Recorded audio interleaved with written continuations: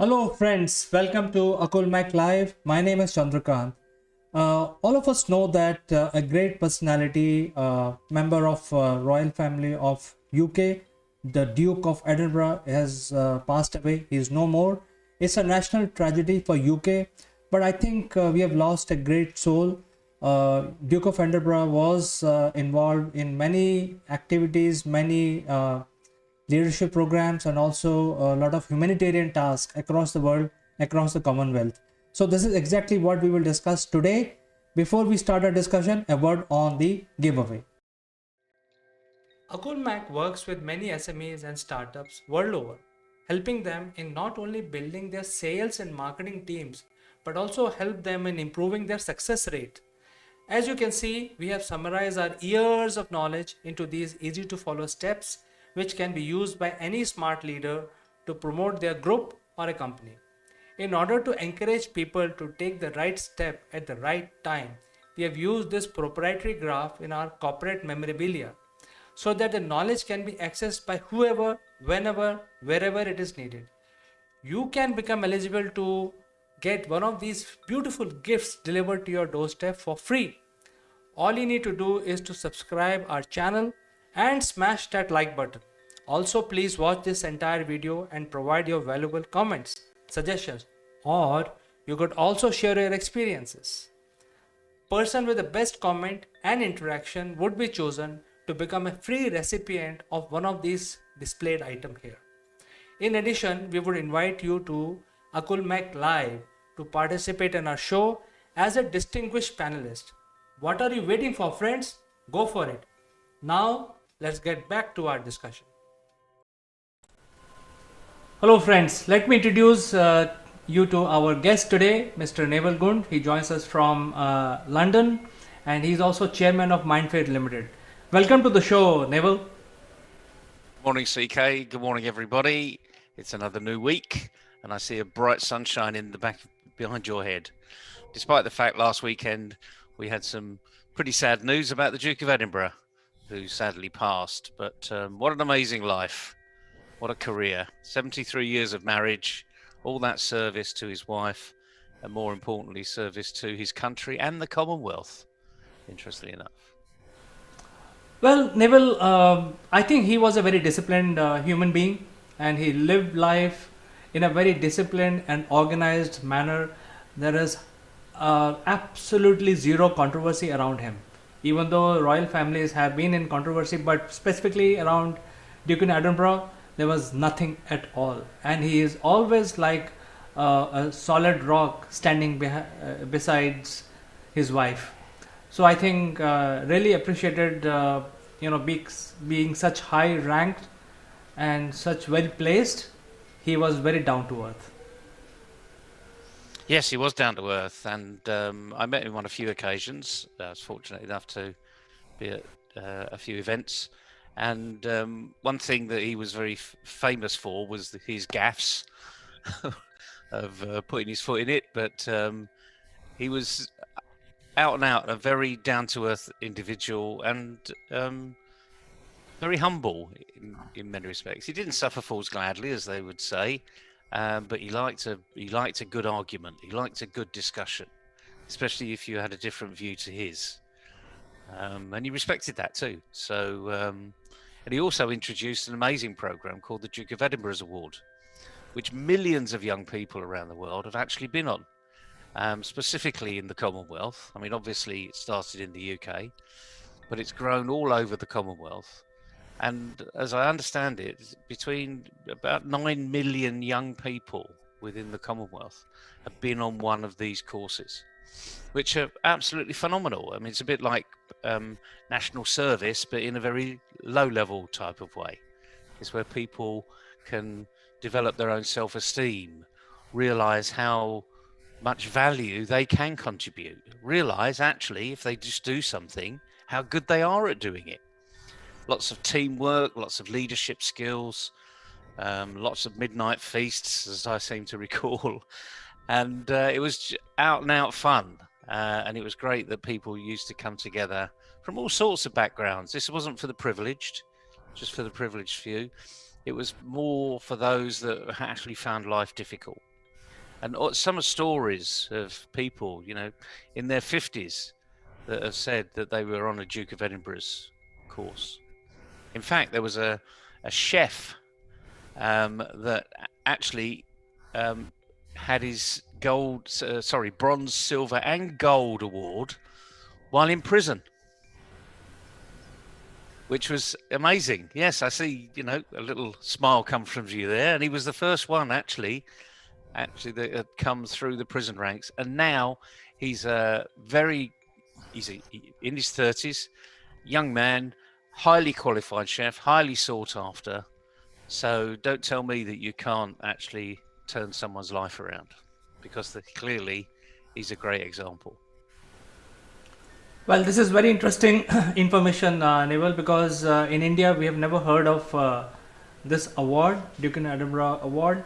I think it would be great to learn about it because I'm sure 9 million is a big number, and it looks like a leadership award. And when you talk about gold and different prizes like silver and bronze, it must be based on some competency. So I think I would be really interested to know more about it, Neville. Well, you've only got to Google Duke of Edinburgh's award, and it comes out in spades. There's stories from around the world, and India is a huge continent. It's a huge part of the Commonwealth as well. It's probably almost half of the size of the whole Commonwealth, having 1.4 billion people, and there is huge opportunity here. I mean, in our small way, your passport to grow is part of the Duke's thinking.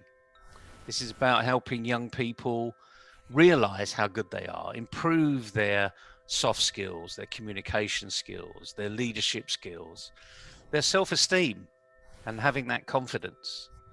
And obviously, as the Duke said on a number of occasions when I saw him, it's about having grit. It's developing that right attitude. And of course, that's what YP2G does as well. So we're very complementary to their program.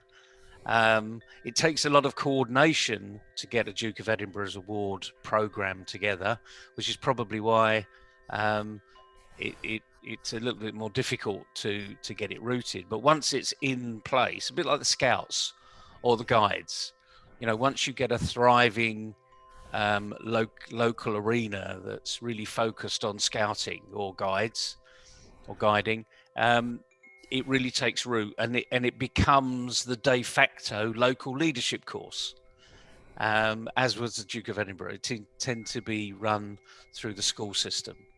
So yeah, I mean, it's a fantastic young leaders course, and it really does show young people that they can be what they want to be. Nothing really will stop them. Only their imagination actually will stop them. Well, I have a question, Neville. Is this award being run by privately by the royal family, or is it run by the UK government? No, it's an independent, typically run by charities around the world. In fact, the Duke of Edinburgh Award is a charity in itself, and it really it's got nothing to do with the government, nothing to do with the royal family per se, apart from the Duke started this program off in the sort of early 60s. It originates, interestingly, from his time at Gordonstown. This was his school where Prince Charles went, and there was a program that they used to run there that was for that school, and he was challenged, I suppose. He loved a challenge, being an ex-Navy man. He was challenged to take this on and scale it. I suppose you might call it one of the scalable programs of the 1960s. And indeed, it's been scalable. I mean, nearly 10 million people around the world that have been directly affected. And just imagine the number of people that have been indirectly affected, because 10 million people have been on the course, nearly 10 million people have been on the course. So you're talking about it's reached into probably over 100 million, if not more, relationships around the world, which is a fairly sizable impact for something that really isn't schooling. You know, it's not education per se. It stands to the side of education. But typically, I mean, certainly in the UK, I know many secondary schools actually adopt the Duke of Edinburgh's award as part of the Duke of Edinburgh scheme, as part of their leadership development for sixth form. Not every school, interestingly enough, despite the fact how good this program is, because there's obviously a cost of going on the course. It's not a huge cost, but like anything else, it's a cost, and people shy away from money, paying money. They want to see value. They're prepared to go on holiday, but actually not pay about the same amount of money to go on this course. So it's quite an interesting thing. But no, it's not. It's not dictated by the royal family or any government. It's really something for the people, and that's why it's so attractive. And he's so passionate about it as well. And in fact, his son, Prince Edward, is allegedly he will be, once time has taken, he will be the next Duke of Edinburgh. And indeed, he's actually heavily involved in the Duke of Edinburgh scheme anyway. He is the sort of the continuity in the royal family. And it will grow. I'm sure it will grow, especially with the sad demise of the prince. It will grow quite rapidly. Well, Neville, in India, even though we were part of the Commonwealth, for some reason we didn't have this plan, but we had Boy Scout and Girl Guide programs running in the school, mostly in the government schools, but not in the private. But the Indian government started a new initiative called NCC, which has about 40 to 50 million cadets being rolled out on the leadership skills every year. And these are all the seniors, basically, not the juniors. So for junior, there is a scout program, and for seniors, which is like 15 years and above, there is NCC, which is called National Cadet Corps. And they behave more like a paramilitary force, and the training is also very similar to army training. And they also have three wings, which is Air Force, Army, and Navy. For some reason, I don't know, it's beyond me, that this award was never started in India, and that's why we never heard about this award. It looks very promising. And why don't you tell us a little bit about what is your inspiration from this award, and what is the correlation between the program which MindFits offers by P2G, Your Passport to Grow, and how it helps people, so that I think everything should come together and move forward. Well, you're quite right. I mean, you've got the NCC, which literally is an armed forces cadet arena. And in the UK, and I'm sure in most countries around the world, there are similar cadet corps connected to each of the armed forces. There's obviously school in the education arena. And for a long time, I was watching over the weekend, we've had quite a lot of TV programs and reflections about the Duke of Edinburgh's life. And in the first instance, he suffered, or the Duke of Edinburgh Award suffered, just like we're suffering with Your Passport to Grow. It's seen as competitive to the school arena, to the education arena. And it's only when you get a smart school that turns around and sees that it's complementary. It's actually adding to the curriculum as opposed to diverting away from the curriculum, that you suddenly find out how important this is. And certainly the Boy Scouts and the Girl Guides, those have important positions in a child's education. And we're talking about the widest form of education here, not just an academic certificate. I mean, we can all get certificates, through maths, science, physics, chemistry, etc., astrology, if you really want to go into that. and anywhere, shape or form. But the point is, this is not about an academic qualification. This is the unwritten 70%. In fact, not just 70%, 85% of your success, according to Dale Carnegie, their foundation, comes from all of these additional skills, which generally we call soft skills. Now, there's nothing soft about soft skills. They're the hardest skills to develop, as you well know. I see the smile on your face. You know exactly what I'm talking about here. This is leadership. Leadership is 101 at the core root of our development. And it's in us all. But in the education system, it's not designed to develop leaders. It's designed to develop our technical capability, our academic prowess. But as I say, that's only sort of 15% of the success criteria that we need. We need to be able to communicate with other people, have a conversation over Zoom, engage with somebody else as you walk into a room, go over and speak to somebody, have the confidence to take those few steps and muscle in on a little clique of people that are talking there and really effectively are not making you welcome. But there will be one person there that makes you welcome. That's a soft skill. So it's all these things we sort of take for granted in the business world that we say, well, these are the criteria for success. And when you say to someone, what do you think of that person? Very, very rarely will you say, oh, they got a first in maths. Or they've got a PhD in chemistry. You'll normally say, person of high integrity, great values, good team player. You don't get certificates for this, really. I mean, the Duke of Edinburgh's Award does give certificates. So it's certificates of levels of achievement. And we give certificates because it's a certificate of a certain level of achievement, which is almost unheard of in the Cubs and Scouts and the Guides. You get badges. So I remember as a scout, I was very proud of my arm full of badges, you know, canoeing, fishing, patrol leader, etc., etc.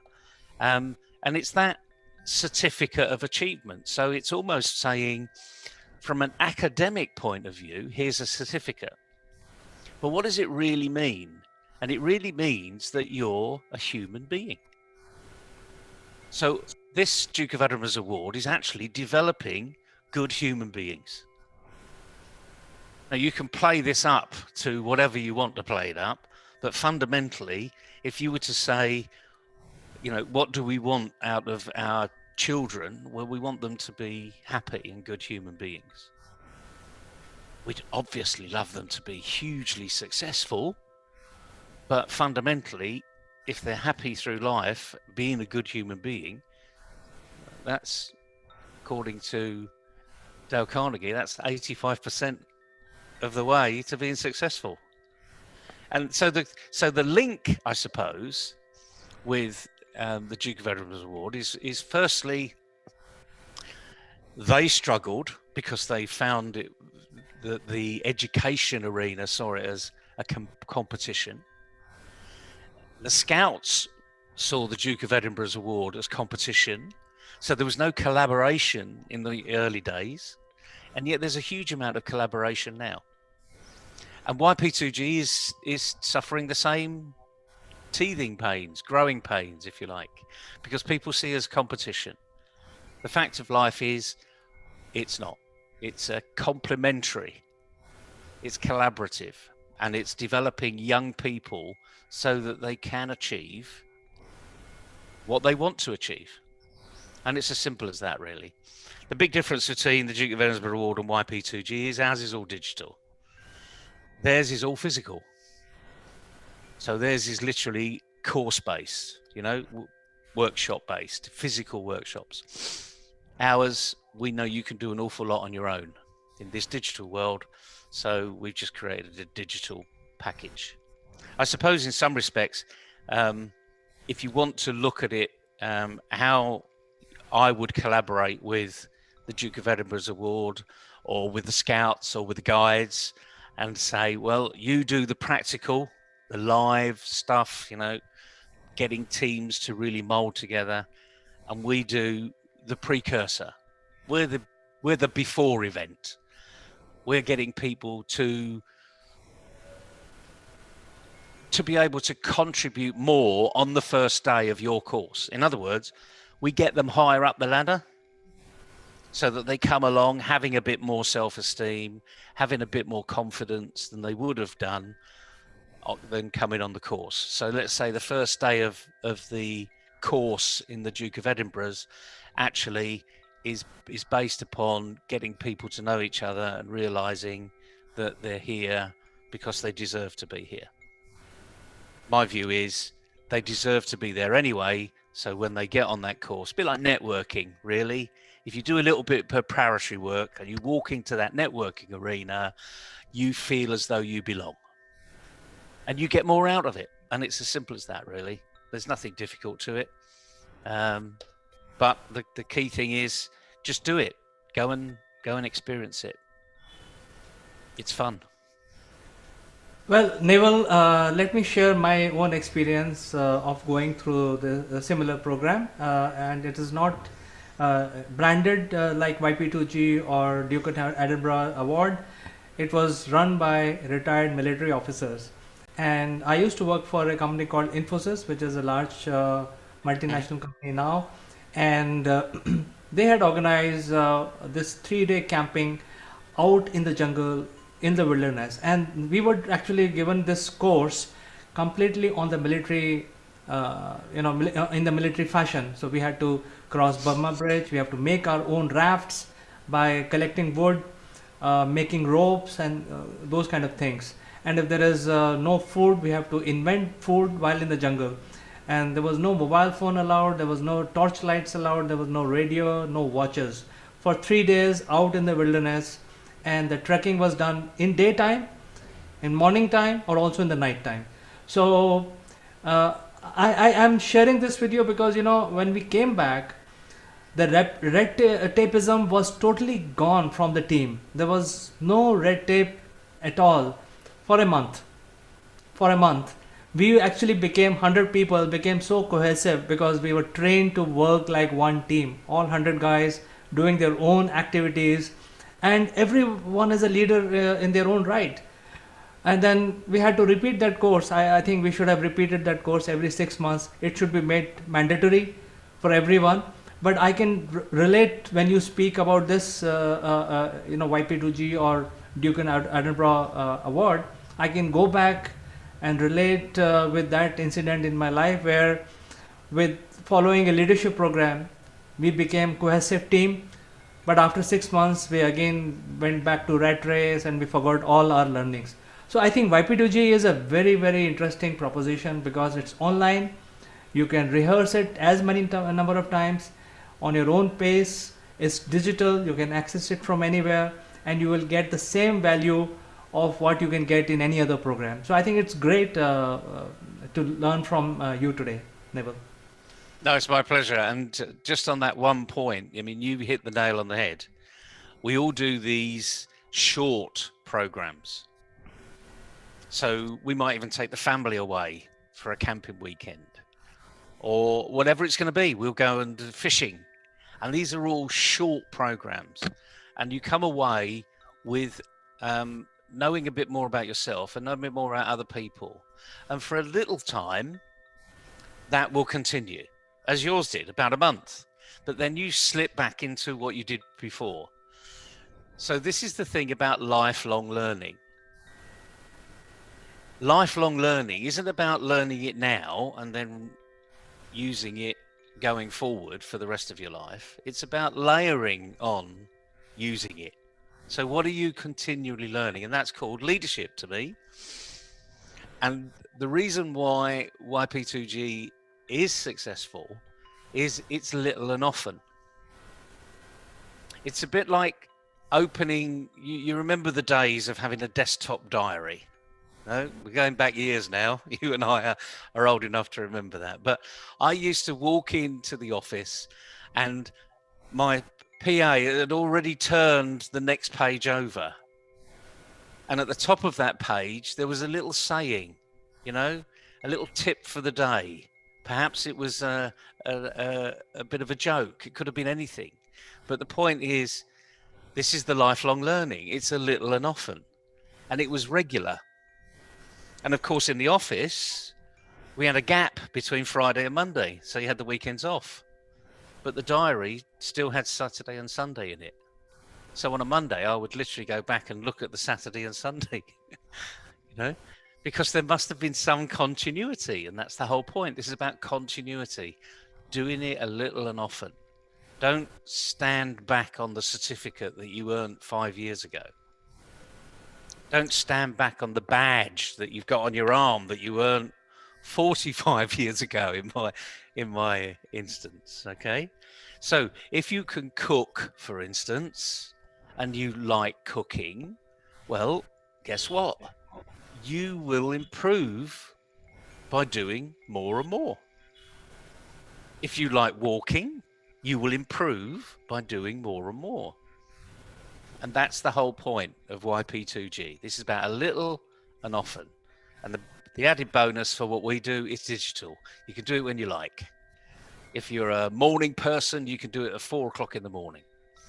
If you're an evening person, you can do it at 10 o'clock at night. And if you literally don't go to bed until the early hours, you can do it at 2 in the morning, because it's there for you. It's that classroom in the cloud. So the simple fact of life is, it doesn't matter what program you're doing, as you did something that I hadn't heard of, but it was just a weekend program. Go and do something. Go and make something out of your team, your collaboration, and keep doing it. Don't just do it once and think, oh, tick that box.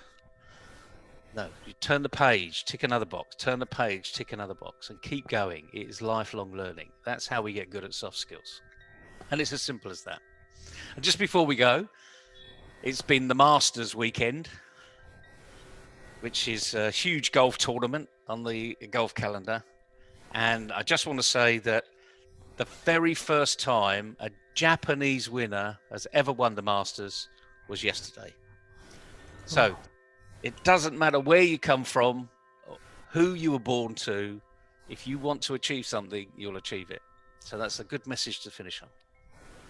Absolutely, Neville. I think we learned a lot of things today. First, especially for Indians, we came to know about the Duke of Edinburgh Award, and also learned many things which are present in YP2Gs. I think everyone should go to mindfitlimited.com and from there join this program. It is important.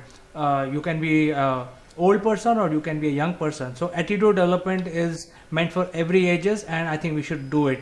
So thank you so much, Neville, for joining us today morning. We will catch up again tomorrow on something more interesting. My pleasure, CK. Enjoy the week, everybody. Bye-bye.